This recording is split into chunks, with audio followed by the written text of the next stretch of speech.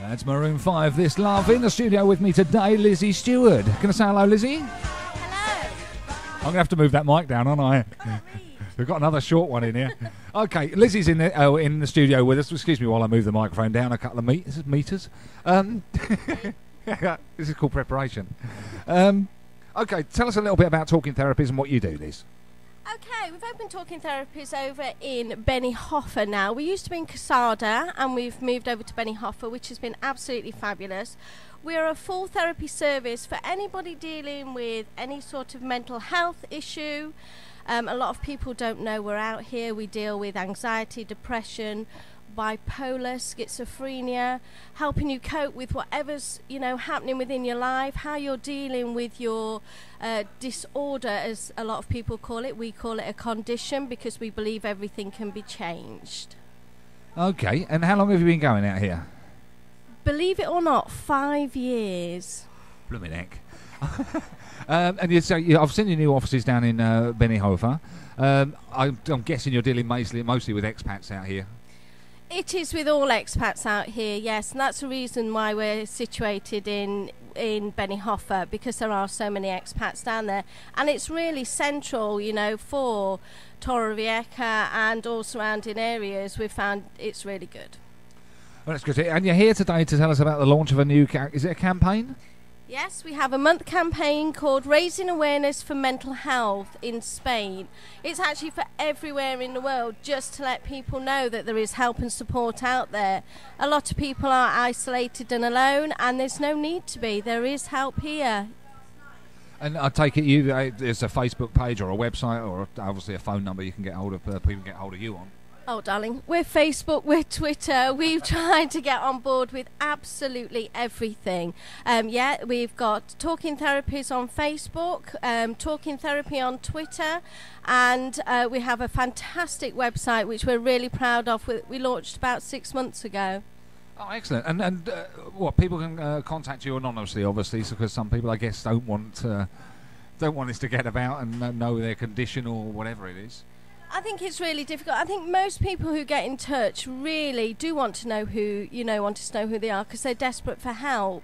On absolutely everything is confidential anyway, and that is absolutely our number one priority, to help people feel safe and secure in the environment they're in, whether it be via Facebook, which you can private messages, Twitter you can private messages, obviously email, everything is private on there as well. So and from our webpage, which is www.talkingtherapies.es, there is actually something that you can click on that directly connects you to us.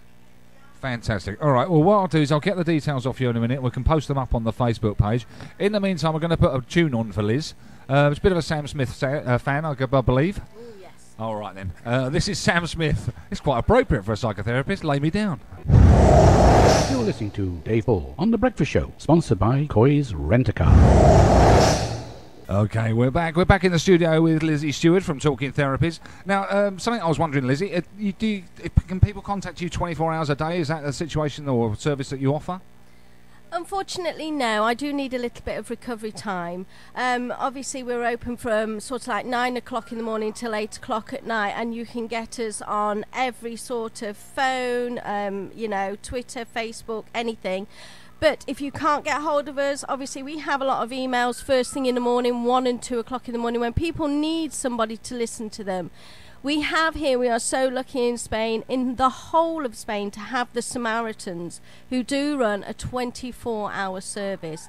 And they are there and they will listen to you and, you know what, give you some comfort in the early hours of the morning.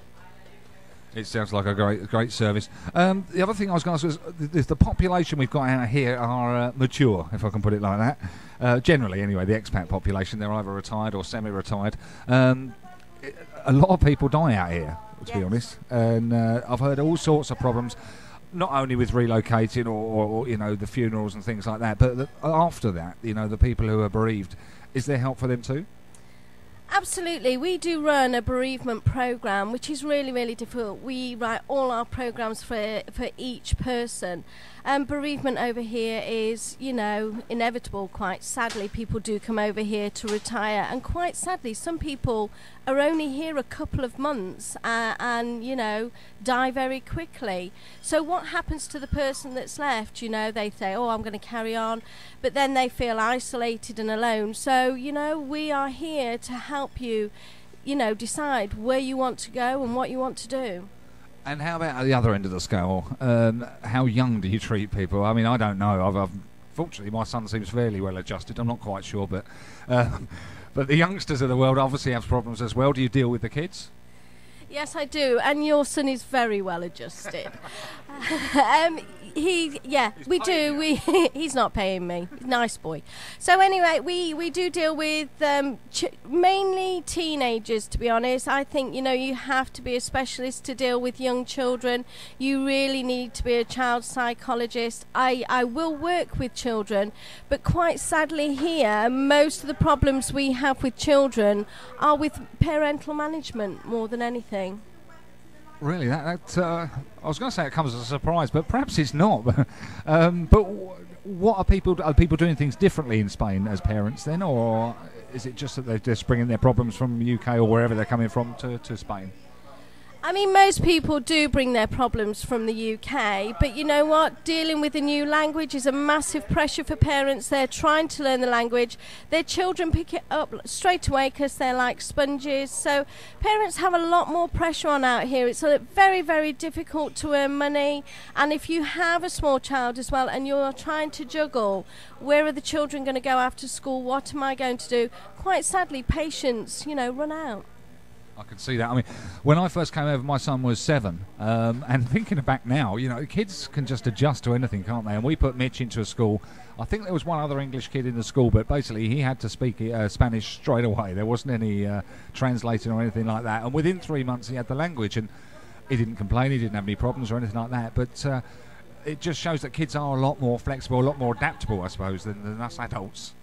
Absolutely, and I mean, it's new and exciting to children. For adults, it's a pressure. We need to learn this language if we want to get on. Yeah, there's lots of expats communities out here, and if you can find work within that community, absolutely fantastic. But I think there was a programme on BBC last night about people living in Spain and how last year alone 90,000 expats went home simply because they couldn't now cope with living situations in Spain. I did hear about that programme. I did read up the write-up on it, and it was a very negative view of Spain as well. There's a lot of people doing okay out here and looking after themselves, and but obviously you're here for the other side of things where people aren't quite coping or doing their thing. Right, we're going to play another track.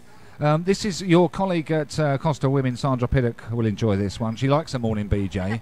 And we always have a morning BJ, and it's lucky you're here because we couldn't do it without you, could we? That is 10:50 here. We're still talking to Liz at Talking Therapies from Benihoffa, but we just want to finish up with a few. You want to tell a few things, don't you? Make sure people understand that where they can get hold of you and what's going on, and tell us again also about the April awareness thing.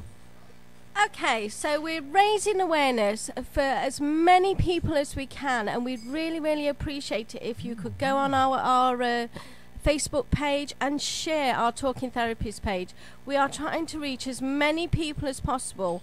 Every time somebody comes to see me, somebody said, you know what, I didn't even know you were here. We are desperately trying to get to as many people to say, Talking Therapies is here. Not just me, there are other therapists as well. And if you couldn't work with me, you know what, we're more than happy to recommend another therapist. We want everybody out there to get the care that they need.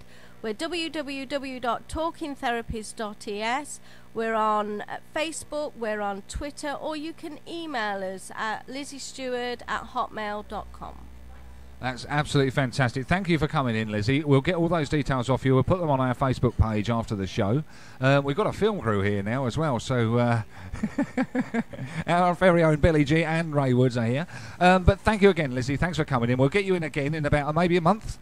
Yeah, lovely. Thank you very much for having us here. It's great. Oh, it's been so much easier than that Sandra Piddock. You know what she's like.